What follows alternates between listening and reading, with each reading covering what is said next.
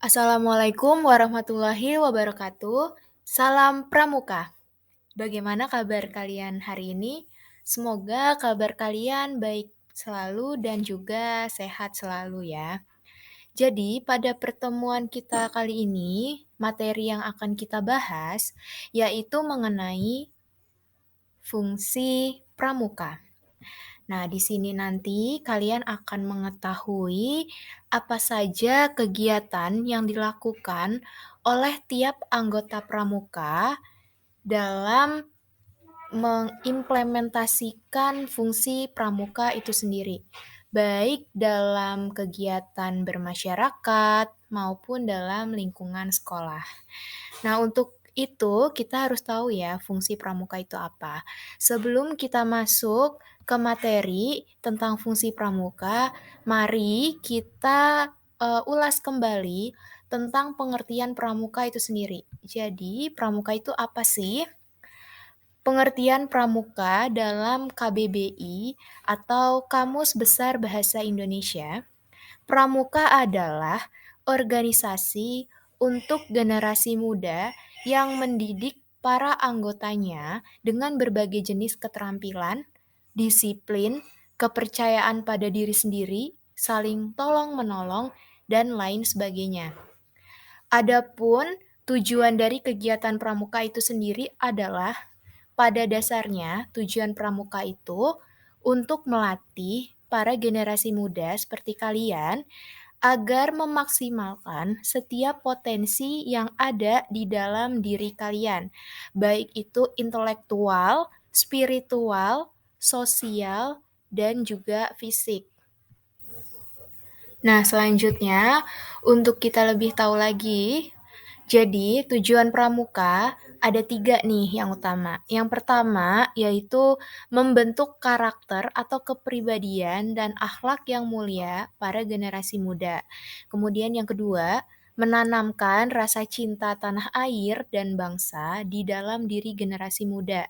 Yang ketiga, menggali potensi diri dan meningkatkan keterampilan para generasi muda, sehingga menjadi individu yang bermanfaat bagi masyarakat dan juga negara.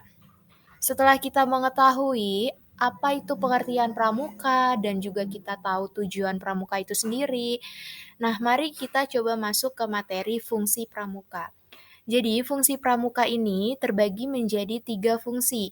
Yang pertama, yaitu ada kegiatan bagi generasi muda, yang artinya setiap generasi muda itu membutuhkan kegiatan yang tentunya menyenangkan sekaligus mendidik agar mereka menjadi individu yang lebih baik. Kegiatan tersebut tujuannya itu juga harus menghibur, menyenangkan, serta memiliki tujuan yang jelas, sehat, dan juga terarah. Yang kedua, fungsinya yaitu pengabdian bagi orang dewasa. Kegiatan pramuka merupakan suatu tugas yang diemban dengan ikhlas, kerelaan, dan pengabdian. Nah, melalui kegiatan pramuka inilah orang dewasa dapat membuktikan dirinya secara sukarela demi untuk mencapai tujuan kepramukaan. Jadi tadi ada tujuan pramuka masih kalian ingat ya. Dan yang ketiga, alat bagi organisasi dan masyarakat. Jadi di sini artinya dalam perkembangannya pramuka memiliki peran sebagai alat untuk memenuhi kebutuhan atau tujuan masyarakat dan organisasi kepramukaan. Artinya, setiap kegiatan pramuka dalam bentuk latihan berkala itu adalah suatu upaya untuk mewujudkan tujuan yang ingin dicapai, baik dalam masyarakat maupun tujuan organisasi. Nah, selanjutnya di sini kita coba lihat ada wujud kegiatannya. Nah, kegiatan pramuka sebagai wujud dari implementasi fungsi pramuka dalam masyarakat. Misalnya apa? Yang pertama misalnya melakukan penanaman pohon, kemudian pengelolaan sampah, Caranya, misalkan dengan cara kita dapat membedakan mana nih sampah organik dan anorganik agar bisa didaur ulang. Kemudian, menjaga lingkungan dan siap membantu ketika terjadi bencana alam. Nah, ini berarti kita bisa membantu dalam lingkungan masyarakat. Contohnya seperti banjir atau sedang mengalami longsor dan lain sebagainya. Sedangkan fungsi pramuka di lingkungan sekolah, salah satu wujud kegiatan yang dapat dilakukan yaitu dengan cara ikut serta dalam program Adiwiyata. Nah, jadi program Adiwiyata itu adalah salah satu program Kementerian Negara Lingkungan Hidup dalam rangka mendorong terciptanya pengetahuan dan kesadaran warga sekolah dalam upaya pelestarian lingkungan hidup. Nah, dalam program ini diharapkan setiap warga sekolah, artinya mulai dari pegawai, guru, bahkan siswa itu dapat ikut terlibat dalam kegiatan sekolah menuju lingkungan yang sehat dan menghindarkan dampak lingkungan yang negatif. Nah, pelaksanaan program Adiwiyata ini diletakkan pada dua prinsip dasar. Jadi ada prinsipnya nih. Yang pertama yaitu prinsip partisipatif. Artinya warga sekolah terlibat dalam manajemen sekolah yang meliputi apa saja? Meliputi keseluruhan proses mulai dari perencanaan, pelaksanaan, sampai dengan evaluasi sesuai tanggung jawab dan perannya. Kemudian yang kedua, prinsipnya yaitu berkelanjutan. Artinya, seluruh kegiatan harus dilakukan secara terencana dan terus-menerus secara komprehensif. Nah, adapun tujuan adanya program Adiwiyata. Nah, tujuan ini ada dua tujuan, jadi ada yang secara umum dan ada yang secara khusus. Secara umum, tujuan program Adiwiyata adalah membentuk sekolah peduli dan berbudaya lingkungan yang mampu berpartisipasi dan melaksanakan upaya pelestarian lingkungan dan pembangunan berkelanjutan bagi kepentingan generasi sekarang maupun yang akan datang. Sedangkan tujuan program Adiwiyata secara khusus itu mewujudkan warga sekolah yang bertanggung jawab dalam upaya perlindungan dan pengelolaan lingkungan melalui tata kelola sekolah yang baik untuk mendukung pembangunan yang berkelanjutan. Nah, dalam gerakan kepanduan di Indonesia atau pramuka, sikap peduli terhadap sesama maupun lingkungan telah jelas tertuang dalam salah satu poin yang terdapat dalam prinsip dasar kepramukaan dan juga kode kehormatan pramuka, Trisatya, dan juga Dasa Dharma Pramuka. Nah, kalau dalam Dasa Dharma Pramuka ini terdapat di butir kedua. Tertuang di situ keterangan bahwa butir kedua adalah cinta alam dan kasih sayang sesama manusia, yang mengandung makna bahwa setiap anggota pramuka itu memiliki tanggung jawab besar nih untuk menjaga dan memelihara lingkungan tanpa terkecuali. Realisasinya adalah wujud perilaku yang ditampilkan dan kemudian menjadi syarat kecakapan umum bagi anggotanya yang harus dipenuhi. Kemudian, nah, kalau di lingkungan kita, contoh kerusakan lingkungannya itu ada apa aja? Nah, kerusakan lingkungan itu merupakan akibat dari kerakusan manusia terhadap alam ini. Banyaknya penebangan tanpa disertai penghijauan berakibat hilangnya tempat peresapan air, kemudian hutan sebagai kantong peresapan air makin lama makin berkurang. Penebangan hutan yang makin liar merupakan semakin membuat lingkungan sekitar kita itu tidak seimbang atau rusak.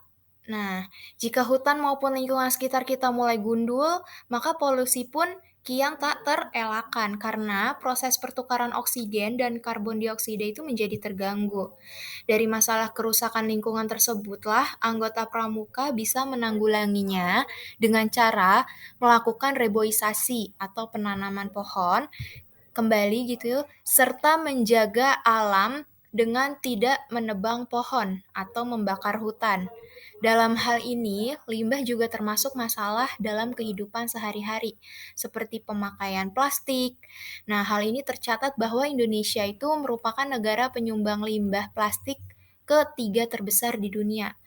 Nah, untuk menjamin keberlanjutan kehidupan generasi mendatang, dibutuhkan kegiatan dan gerakan yang dapat menumbuhkan budaya cinta lingkungan. Generasi mendatang nih berhak atas lingkungan hidup yang baik dan juga sehat. Untuk itu, generasi sekarang yang bertanggung jawab untuk mempertahankan dan meningkatkan kualitas lingkungan yang lebih baik. Dan pramuka merupakan gerakan yang diharapkan dapat turut serta berperan dalam perbaikan lingkungan hidup demi kelangsungan hidup yang akan datang. Maka dari itu, pramuka patut menjadi garda terdepan untuk meningkatkan kesadaran masyarakat akan pentingnya lingkungan yang hijau, bersih, indah, dan asri, juga menumbuhkan budaya cinta lingkungan serta budidayakan pengurangan plastik di kehidupan sehari-hari. Misalkan, pengurangan plastik itu alternatifnya bisa mengganti plastik dengan kantong belanja bahan yang bisa dipergunakan berkali-kali. Jadi tidak langsung dibuang setelah dipakai, seperti itu ya. Kemudian,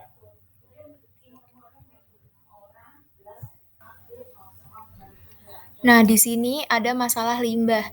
Dijelaskan dalam laman indonesia.go.id pada 2020, Indonesia menghasilkan sampah plastik itu udah sebanyak 67,8 juta ton atau terdapat sekitar 185.753 ton sampah setiap harinya yang dihasilkan oleh 270 juta penduduk.